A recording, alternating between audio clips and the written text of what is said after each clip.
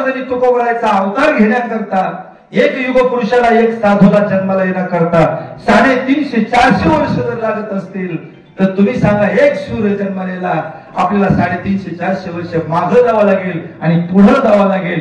तेव्हा एक युग पुरुष एक साधू महात्मा एक शूर जन्माला येतो आणि जो शूर असतो तो भगवंताच्या आवडीचा असतो।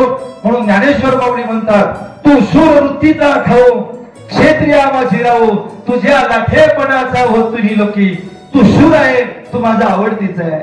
अर्जुन भगवंताच्या आवडता आहे तसं शिवाजी महाराज हे देवाच्या आवडीचे ते शूर आहे। शिवाजी महाराज विष्णू अवतार आहे कारण ते शंकराची पूजा करतात आणि शंभूराजे मात्र रुद्र अवतार आहे।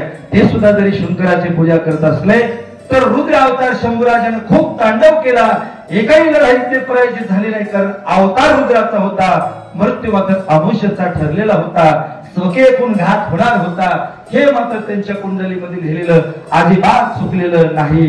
म्हणून शिवाजी महाराज म्हटलं की रक्त शुद्ध होतं आणि शुद्ध झालेलंच रक्त स्वराज्याकरता गरम होतं आणि मग आपल्या रक्ताचा दाब वाढतो आणि मग आपण कधी म्हटलो शिवाजी महाराज की जे केव्हा मुखातून बाहेर पडतं आणि तेव्हा तरी 100 काय 1000 हत्तीचं बोल तेव्हा अंगात येतो कळूनच जात नाही। तुम्ही नुसतं शिवाजीची प्रतिमा बघा रोज 21 दिवस प्रतिमा बघा शिवाजी काय वाटतो ते बघा असं आबादशाला जाऊन शाहिस्ते खानानं सांगितलं ओ शिवा को कोई ना कोई छेटू गाता है अरे कसं काय आणि नव्हताच शुभरलाल महाराज कुठून आला कोणास ठाऊक आणि माझी बोट छटली गेली शिवाजीला काहीतरी येतंय। शिवाजी राजाची 21 दिवस तुम्ही प्रतिमा बघत राहा रोज झोपताना बघत राहा झोप येणार नाही। म्हणून दादा जरांगे पाटलांच्या उशाला शिवाजी महाराजांची प्रतिमा आहे पडल्या महाराजांना स्पर्श करतात आणि ऊर्जेचा स्रोत म्हणून दादा जरांगे पाटील घेतात शिवाजी महाराज हे ऊर्जा आहे। शिवाजी महाराज एक ऊर्जेचा धडा आहे स्रोत आहे तिथूनच ऊर्जा निर्माण होते। लहान मोठा कोणीही म्हातारा असो त्याला ऊर्जा निर्माण झाल्याशिवाय राहत नाही।